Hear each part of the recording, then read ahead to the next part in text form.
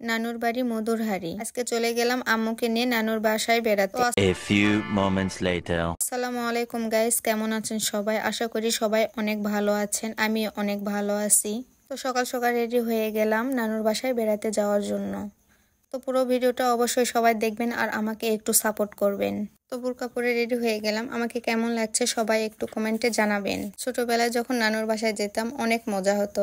এখন আর আগের মতো অতটা মজা হয় না, কারণ আমরা অনেক বড় হয়ে গেছি। বড় হয়ে এখন বুঝতেছি ছোটবেলায় শৈশবকালটা কতটা সুন্দর ছিল। যাওয়ার সময় দেখলাম রাস্তার সাইডে ঝগড়া লাগছে, আর ঝগড়া দেখতে আমার অনেক ভালো লাগে। আমি একটু ভিডিও করে নিলাম।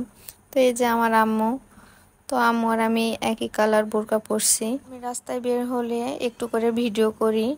আর এটা আমার মামাতো ভাই, তো তার জন্য মিষ্টি নিয়ে গেছিলাম। সে কালো মিষ্টি পেয়ে কতটা খুশি গাইস, আপনারাই দেখুন। তো মিষ্টি খাচ্ছে আর আমি ভিডিও করেছি। আমি তাকে জ্বালাচ্ছি, বলতেছি যে একা একা খাচ্ছ, আমাকে একটু দাও। সে চুপ করে শুধু খেয়ে যাচ্ছে। তো তারপর শুরু হয়েছে পিঠা বানানো। আমি আসার পর থেকে এটা বানাচ্ছে ওইটা বানাচ্ছে, আমি খেয়ে যাচ্ছি। তো এত খেলে তো আমি 2 দিনে মোটা হয়ে যাব। নানুর বাসায় আসলে এখন অনেকটা ফাঁকা ফাঁকা লাগে, কারণ আমার নানু নেই। আর দাদা দাদি নানা নানি কতটা আপন, তারা না থাকলে বোঝা যায়। আমার দাদা দাদি নেই, আমি তাদের আদর পাইনি। আমার নানাও নেই, শুধু আমার নানিটা বেঁচে আছে।